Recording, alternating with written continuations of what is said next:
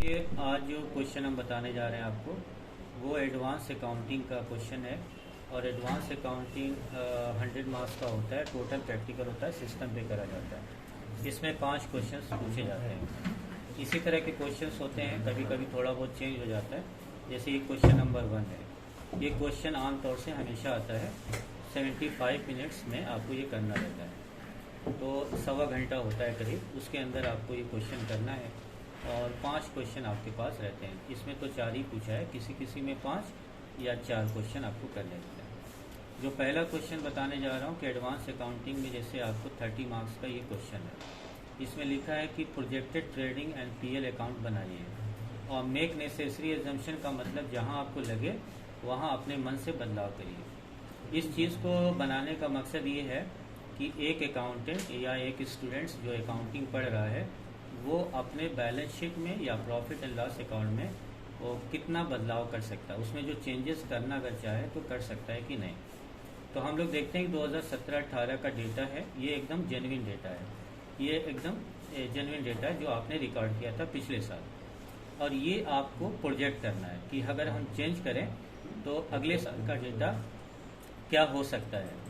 तो इसको करने से पहले हमें एडिशनल इन्फॉर्मेशन देखना है कि rate of gross profit net profit should be same, यानी कि जो नेट प्रॉफिट है और ग्रॉस प्रॉफिट है वो दोनों साल का जो परसेंटेज जो भी होगा वो यहाँ पे भी नेक्स्ट ईयर में भी होना चाहिए। और एक्सटर्नल वाउचर का मतलब है कैन नॉट बी अल्टर, यानी नहीं बदला जा सकता। इसका मतलब है कि हमारे पास 2 तरह के बिल होते हैं। एक बिल जो कंपनी खुद बनाती है, जो उसके अपने एक्सपेंस होते हैं, और एक बिल जो बाहर से आते हैं। तो जो बाहर के बिल होते हैं उनको एक्सटर्नल वाउचर कहा जाता है, उसमें चेंज हो नहीं पाता क्योंकि अलग पार्टी बनाती है। लेकिन जो इंटरनल वाउचर होते हैं जिसको हम प्रिपेयर करते हैं उसको चेंज कर सकते हैं। तो आइए इसको चेंज करके देखते हैं कैसे होता है। सबसे पहले ओपनिंग स्टॉक। तो ओपनिंग स्टॉक जो हमारा क्लोजिंग है वही नेक्स्ट ईयर ओपनिंग होता है, इक्वल टू सेलेक्ट किया एंटर। उसके बाद हम लोग चलते हैं सेल्स पे। अब नेक्स्ट ईयर हम ये एजम्पशन कर रहे हैं, मान के चल रहा है कि हमारा 20% मुनाफा बढ़ा होगा। तो 20 का मतलब 120 हुआ और बाई 100 कर देंगे। तो ये जो सेल्स आई है वो जो 21,20,000 है उसमें 20% ऐड होके आ गई है, तभी ये 120 हमने लिखा है। उसके बाद परचेज पे आते हैं। तो परचेज को थोड़ा कम बढ़ाते हैं सेल्स के रेशियो के हिसाब से। तो यहाँ पर हम 115 कर देते हैं, तो परचेज बढ़ गया। उसके बाद कैरेज इनवर्ड है, इसको भी 115 बढ़ा देते हैं, क्योंकि कैरेज जो इनवर्ड होता है वो परचेज के रेशियो में बढ़ता है, डायरेक्ट एक्सपेंस डायरेक्ट के रेशियो में बढ़ता है। ये भी एक तरीका है। दूसरा तरीका ये होता है कि परचेज को सेलेक्ट करके और कंट्रोल डी करते हैं। उसके बाद ग्रॉस प्रॉफिट पे आते हैं। तो ये हमें मालूम करना है कि जो ग्रॉस प्रॉफिट है वो सेल्स के हिसाब से, पिछले साल की सेल्स के हिसाब से कितना परसेंट है। तो यहाँ पर हम चेक करेंगे तो पिछला ग्रॉस प्रॉफिट लेंगे इनटू 100 और डिवाइड बाई पिछले साल की सेल्स। जब इंटर करेंगे तो यहाँ पे ग्रॉस प्रॉफिट कितना परसेंट है वो पता चल रहा है। तो हमको अब क्या करना है कि नई सेल में जो न्यू सेल्स है वो लेना है, इनटू 26 करके अप्लाई कर देना है। तो अब ये जो मुनाफा आ रहा है आपका ग्रॉस प्रॉफिट वो 26% है न्यू सेल का। सारी वैल्यू यहाँ से यहाँ तक देखिए हो चुकी है, तो हम टोटल कर सकते हैं। तो सम करेंगे, सम करने के बाद इसको टोटल कर लिया।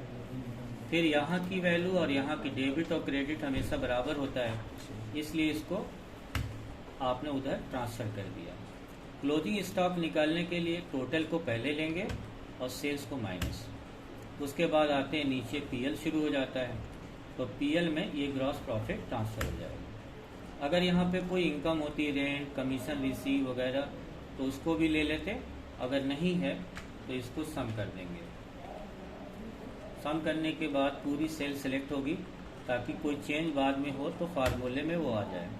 फिर इधर आते हैं और सारे एक्सपेंसेस को, इंटरनल हो चाहे एक्सटर्नल हो, कट कॉपी पेस्ट, यानी सबको सेलेक्ट करके सेम हूबहू वैसे ही आपको पेस्ट कर देना है।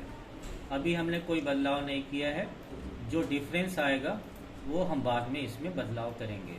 और देखेंगे कि किस में बदलाव कितना हो सकता है।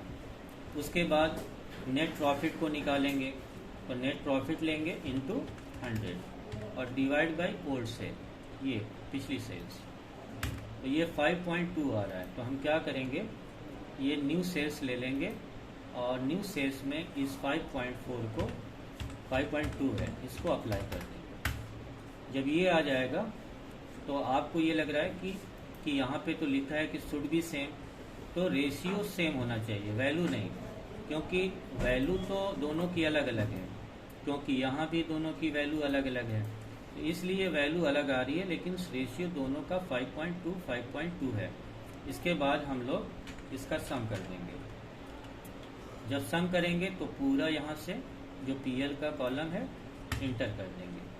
अब आप देखिए डिफरेंस कितना क्रिएट हो रहा है, तो इसकी वैल्यू और इसकी वैल्यू, तो ये क्रेडिट साइड ज़्यादा है, पहले इसको लीजिए और डेबिट साइड के टोटल को माइनस करिए। 91,980 इतना हमें इसमें एडजस्ट करना है। अब एडजस्ट कहाँ हो सकता है, सैलरी है, ये हम खुद डिसाइड करते हैं, तो इसमें हम अगर 5,000 रुपये पर मंथ के हिसाब से कोई एम्प्लॉय क्रिएट कर दें या डमी एम्प्लॉय रख दें, तो 5,000 के हिसाब से 12 महीने का 60,000 ऐड हो सकता है। तो हम 60,000 बढ़ा रहे हैं। यहाँ देखिए उसी के हिसाब से ये वैल्यू कम हो रही है। बैंक चार्जेस में कोई चेंज नहीं होता क्योंकि बैंक मेंटेन करता है। Insurance premium insurance company change करती है, बिजली का बिजली विभाग करता है, लेकिन थोड़ा बहुत चेंज हम कर सकते हैं, लाइक कि हमने कोई डीजल वगैरह यूज़ कर लिया तो इस वजह से थोड़ा बहुत चेंज करेंगे। यहाँ देखिए घट गया है। रेंट का एग्रीमेंट होता है, टेलीफोन में भी थोड़ा बहुत चेंज कर सकते हैं क्योंकि बिल के अलावा बाहर से वाउचर भी कराते हैं। स्टाफ वेलफेयर में हम ज़्यादा से ज़्यादा कर सकते हैं क्योंकि यहाँ पर हम जो भी स्टाफ पे खर्च करते हैं वो दिखाते हैं, चाहे वो ट्रेनिंग पे हो या उनको कहीं आउटिंग के लिए बाहर ले जाना हो इस वजह से, या उनका फंक्शन कोई ऑर्गेनाइज करना हो। बाकी ये जो वैल्यू अभी बची है तो हम ट्रैवलिंग में इसको एडजस्ट कर सकते हैं। तो जो टोटल वैल्यू मुझे दिख रही 11,980 रुपये और 0.46 इसे भी लिख लेते हैं। तो आप देख रहे हैं यहाँ पे 0 हो गया है और ये वैल्यू डेबिट और क्रेडिट की मैच कर रही है। यही आपको करना है और इसी को प्रॉफिट स्क्रीनिंग कहते हैं कि आपने प्रीवियस ईयर के प्रॉफिट और जो लॉस अकाउंट है उसके हिसाब से आपने नेक्स्ट ईयर या जो भी आपका करेंट ईयर है उसके अंदर आप बदलाव कर सकते हैं। ध्यान क्या देना है कि किस में बदलाव हो सकता है, और आगे इसी तरह के जो क्वेश्चंस होंगे वो रेगुलर हम आपको अपडेट करेंगे ताकि ज़्यादा से ज़्यादा प्रैक्टिस करके ये क्वेश्चन आपका क्लियर हो जाए।